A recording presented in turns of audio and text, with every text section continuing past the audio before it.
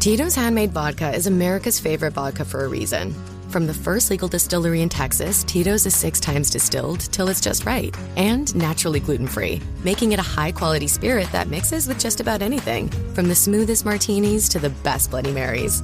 Tito's is known for giving back, teaming up with nonprofits to serve its communities and do good for dogs. Make your next cocktail with Tito's. Distilled and bottled by 5th Generation Inc., Austin, Texas. 40% alcohol by volume. Savor responsibly.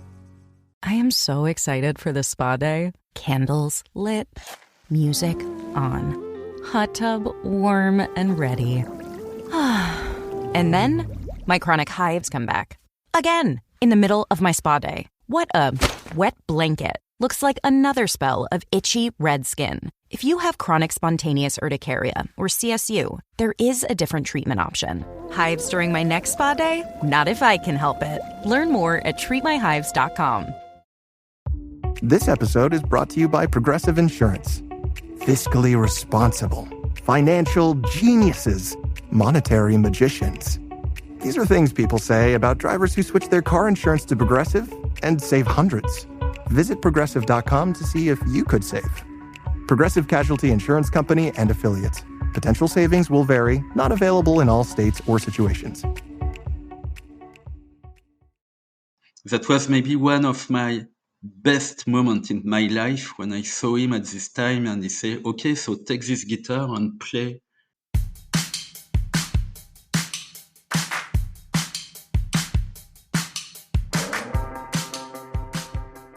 Hello, and welcome to another new episode of Live Through That. I'm your host, Mike Hipple, and on this podcast, we dig a little deeper into the pivotal moments that shaped the lives of some of my favorite artists from the 80s and 90s. Today, we're diving into the unlikely and almost unbelievable story of Stéphane Schuck, the man who just might be the luckiest guy in indie rock. Stéphane isn't a household name, but his project, The Salt Collective, reads like a who's who of indie rock royalty. Picture this, the kind of dream scenario where your personal playlist suddenly walks into the studio and says, sure, we'll play. That's Stéphane's life. Through a mix of passion, persistence, and a touch of cosmic good fortune, he's managed to gather some indie rock legends to collaborate under one banner. In today's episode, we'll explore how the Salt Collective came to be and why Stéphane Schuck is proof that sometimes the universe really does reward the bold, or at least the extremely lucky. And it all starts with meeting musician Scott Miller from the band Game Theory.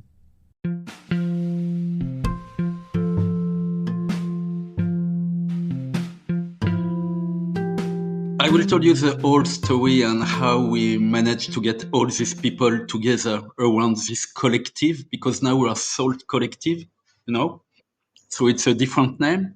But the core of the band is the same, but now we have a very special way to playing music together, and I will explain you how we are proceeding for composing the songs and get to what you can hear on the Salt Collective LPs.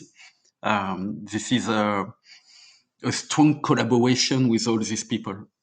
Just to understand the whole story, we have to go back in the 80s. So first of all, maybe you can hear this with my accent. I'm from France, I'm French. And so I was living in Normandy, in a very small town.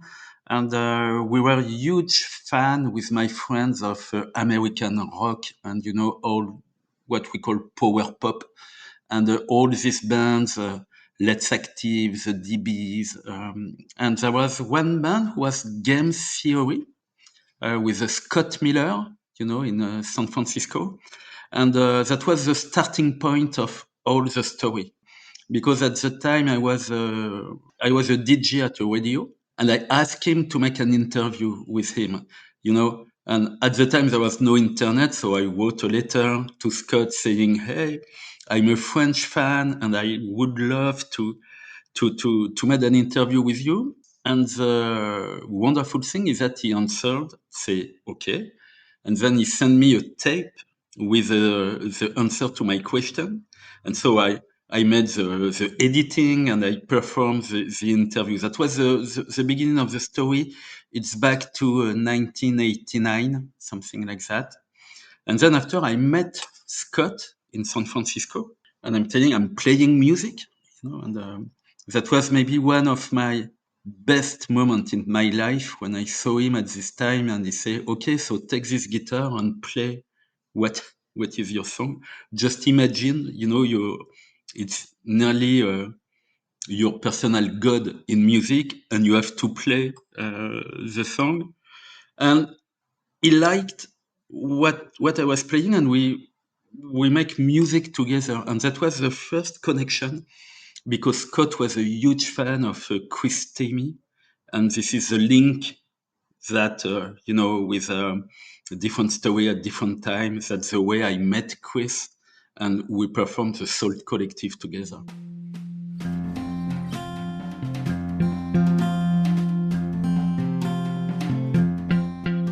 The story, because the first Salt LP is that I wrote some songs with Scott Miller, and we have some songs together. And as you know, unfortunately, he took his own life years ago. And so with his widow, I have these songs, with him. And these songs, you can find them on the posthum LP that was produced at the time by Ken Stringfellow. This is how I met Ken Stringfellow and Anton Barbeau. And we decided to make music together. And then that was the first Salt LP. Because at the time, Salt was a trio in France. It was me and Fred Quentin on bass and Benoît Lotrideau on drums. So it was the first core of the band was a French trio. And then Ken Stringfellow and Anton Barbeau came to play with us. And you have the first Salt LP. That was The Loneliness of Cloud. Maybe you can find it with the title, the old title, Salt, The Loneliness of Cloud. And after I have this connection with Chris Stamey, which is just an amazing thing for me because when I was a teenager, I was a huge fan of the DBs, and back to 1981, I was 13 years old. The first time I heard the DB songs, I said to myself, I want to play music because I want to play songs like the DBs, And we play with Chris and we play live together this song Happenstance that you can find on the Repercussion LP. And for me, it was kind of something totally crazy for me, to understand, to live. And so we decided to make this music together. And then we moved to Salt Collective because there was a lot of people involved into the first Salt Collective LP, which is Life. And now we have the second LP that will be released in 21st November, which is A Brief History of Blindness. Being a collective, how does the songwriting process work? In fact, it's the way we are working with Chris. I think as a musician, it's a wonderful way to create music because I'm nearly writing all the songs. But, I write only the music, the chord changes. And then we asked for some singer to add, we send us the music and saying, what do you feel with this music? And all the singers say they have totally freedom to do whatever they want on the song based on our music. And so they added some lyrics, they added some vocal lines, and it's truly a way of collaborating with the songs, which is amazing when you're a musician because the song move to one place to another place and everybody bring a layer, and after we have a big work of production with Chris, which is an amazing producer and a musical director in this way. So it's very open. We just have this piece of music, which is like a big stone, and everybody is carving after this big stone of music to get the final result. And so it was funny because Chris has such a network of amazing people around him. I remember for one song I say, the chorus is sounding like Katrina and the Waves. And he said to me, do you want to have Kimberly or you playing guitars on this? Wow. So that's just amazing. So yes, and that's all the stories like this, Other singers and songwriters who ended up collaborating included Aimee Mann, Andy Partridge from XTC, Juliana Hatfield, Matthew Caws of Nada Surf, Matthew Sweet, and so many more.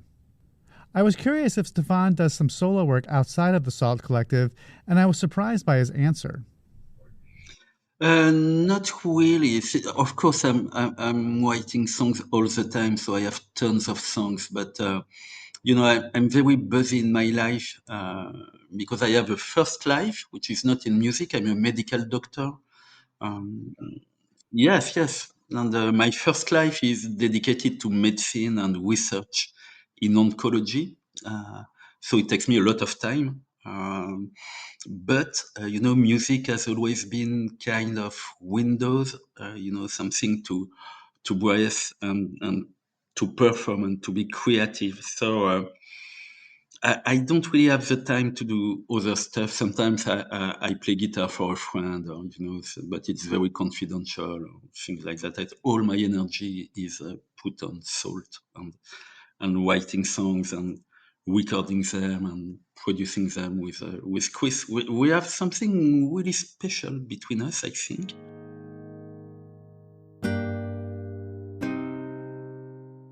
I'm a medical doctor, but I'm also a patient because I have leukemia, an acute leukemia, 5 years ago. Yeah, and I have two bone marrow transplantation. And that was at the time of the LP life. I was in hospital, in a sterile room because you don't have any defense in your body, so you have to be in a sterile environment. So I was alone in this room with a guitar. So the nurses, made the guitar clean, for not having some bacteria on the guitar. So I have the guitar and one laptop, and I was working on the Life album, and that's why the album is called Life, because of this story. Yes. I just have the checkup 3 years after the bone marrow transplantation, and everything is okay. So I'm very happy, in my life. Each day is something magical, and all the Salt Collective story helped me a lot, at the time to go on and to keep your dreams alive, and it helps a lot with chemotherapy, of course, but the music part helps you a lot. But I think it's a beautiful story because music can help you to get your dreams when you are a teenager and you want to play music, but it also helps you when you have some really, really big difficulties in your life and something that is treating your life very bad. You always have this with you, the music, listen to, and being in creativity, composing songs, it helps a lot. Yes, this is totally crazy. I'm still totally amazed by what happened to me. I was a little fan, lost in Normandy, in France, and now I'm playing with all these guys. It's something really crazy.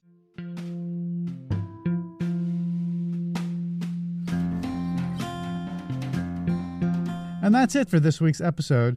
I'm so grateful for Stéphane's time on this episode. He is currently working on even more songs for future Salt Collective projects, and we'll hopefully see some of that in the future. In the meantime, their new record, A Brief History of Blindness, is out now wherever you buy your music. And as always, a quick reminder that you can buy my book on 80s musicians and where they are today, 80s Redux, and its sequel, Live Through That, on 90s artists, wherever you buy your books. And if you like this show, please leave a review where you're listening. It always helps others find us. And of course, please subscribe so that you won't miss an episode. Thanks for listening.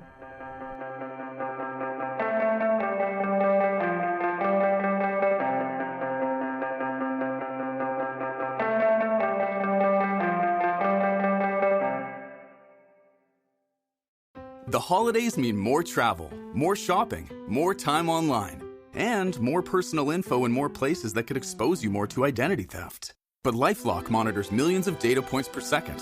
If your identity is stolen, our US-based restoration specialists will fix it guaranteed or your money back.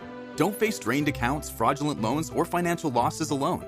Get more holiday fun and less holiday worry with LifeLock. Save up to 40% your first year. Visit LifeLock.com/podcast. Terms apply.